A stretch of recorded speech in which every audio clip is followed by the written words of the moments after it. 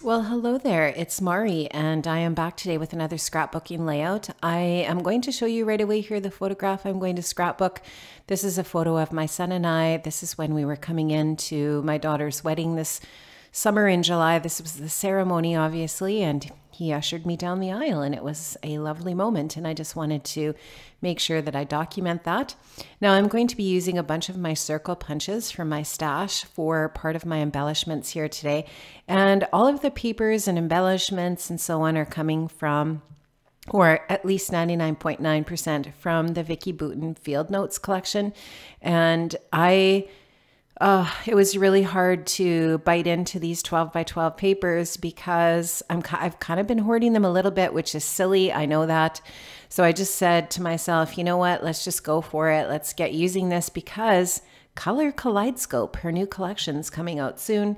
And I do really love Field Notes. And by the way, I think it's pretty much sold out everywhere. I don't even know.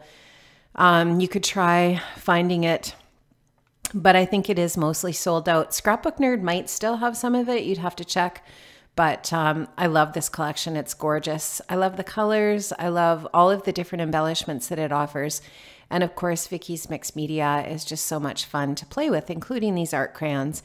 So what I did was I took my cardstock here. I'm not using Vicki's paper here. I kind of use it interchangeably with the Basil, just kind of like whatever I grab, but her foundations paper is actually amazing. Full disclosure here though, I'm actually using Basil Marshmallow for this one. And what I did was I just treated the Basil Marshmallow paper with Vicki's gesso, which is definitely my favorite gesso on the market. And I've got a lot of different gessos in my stash, but I seem to be just really reaching for this one just because I like how it dries white instead of yellow. You can't really even see it on your paper. And it does provide a little bit of texture if you want it to, depending on how thick you put it on and so on. Now I just took the art crayons and I scribbled them onto that plastic that comes with the stencil brushes. And you can see here I just activated the crayons with water. I'm using one of Vicki's brushes to apply this art crayon onto my paper and just spreading it around. I'm adding some water, I'm letting it drip and using the brush a little bit more to get it to move. I'm using the brush to splatter, and I'm also letting the drips off the plastic splatter around just to create these three colors here to start with for my layout. Now I'm going to take some of Vicki's matte acrylic gel and I'm going to run it through a stencil. This one is not one of Vicki's stencils. This happens to be a 6x6 Crafters Workshop stencil. I'm a stencil addict. I have a lot of stencils in my stash because I love to use mixed media. I love to art journal, and I love to use stencils on canvases, and I love to use them in making cards. And stencils are probably one of my very most favorite products to use in any of the processes that I work on because you can use them so many different ways and you just keep reusing them, right? So it's actually a really economical way to craft. So I put that gel through that stencil in 3 different areas.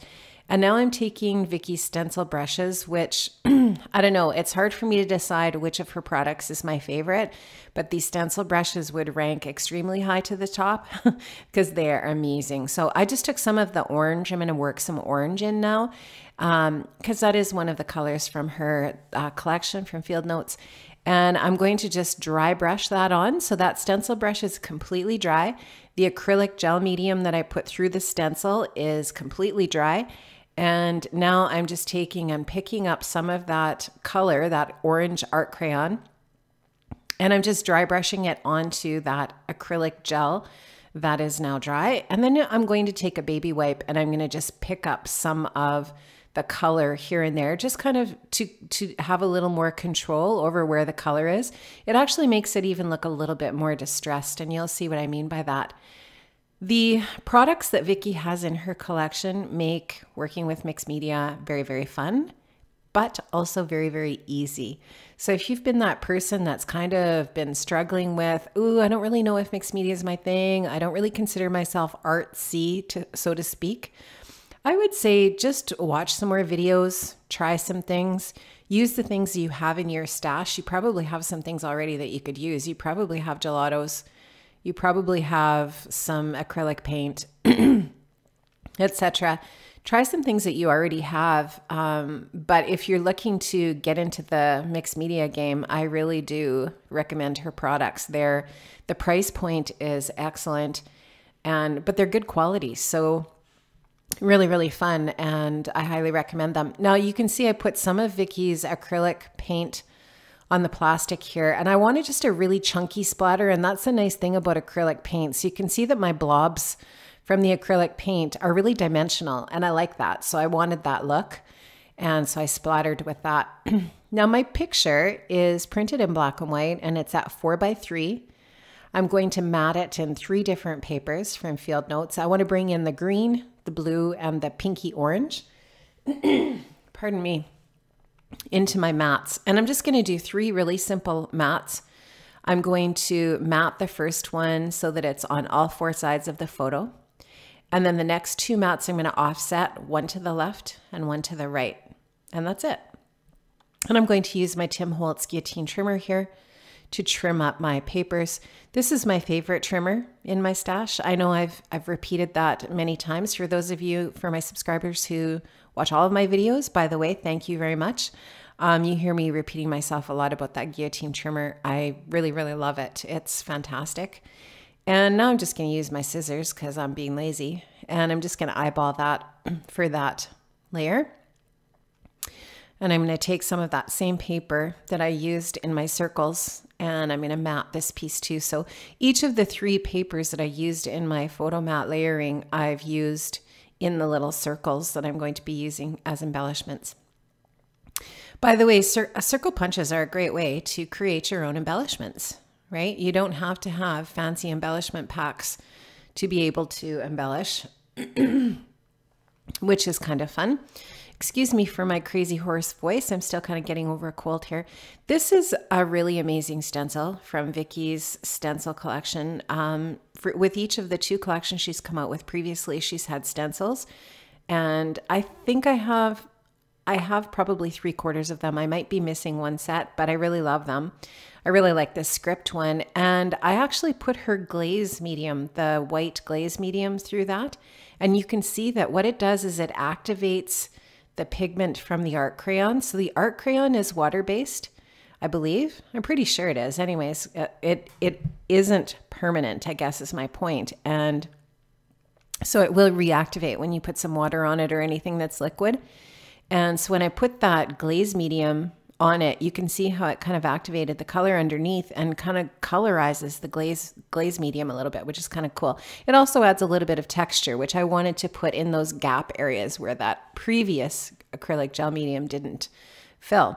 Now I have put a little bit of craft foam on the back of my photo. I've added some liquid adhesive to that and let that stick a little bit. It's really important to use liquid adhesive on top of your mixed media because the mixed media is really hard to have things stick to. If you're just using like a double-sided or a tape runner or something like that, it probably won't stay. Now I'm going to start putting some things down here, but you're going to see me change some of these things later. The main thing I'm going to do here that stays where it is, where I'm putting it now, are these circles. And you know, I'm still unpacking my craft room. I don't have my sewing machine set up yet. If I would have, and this is something, if you're going to lift this layout, I actually would have done some stitching through these circles just to add some extra texture. I think it would have looked really cool. I would have maybe sewn around the circles or through them and lifted them a little bit more after they'd been sewn through. But I didn't take the time to do that. So what I did instead is I added some foam adhesive onto some of the different pieces. So the topmost pieces are going to have some foam adhesive stuck under them to give them a little bit of lift when I'm layering them.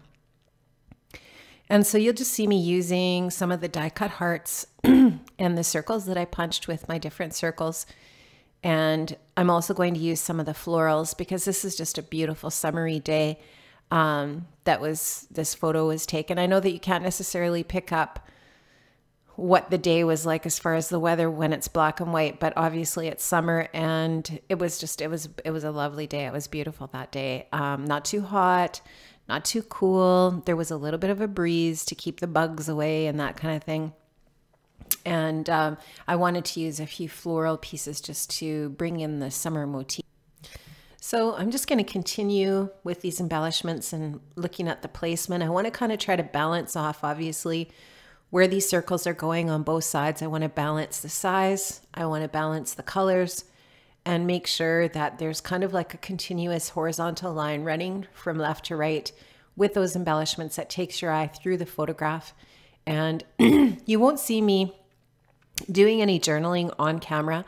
I'm going to do my journaling after the layout's been photographed and after I'm done filming, just because I often do that. I like to keep my journaling private, and it's not that I'm going to be putting any deep, dark secrets on this layout. It's just that, you know, I just like to, sometimes I like to just be able to do that and not like share everything about the layout and keep some of it just private, which when it goes into the pocket in the album. So I won't journal on screen, on camera, but I will show you kind of at the end here where there's some areas where journaling can be added.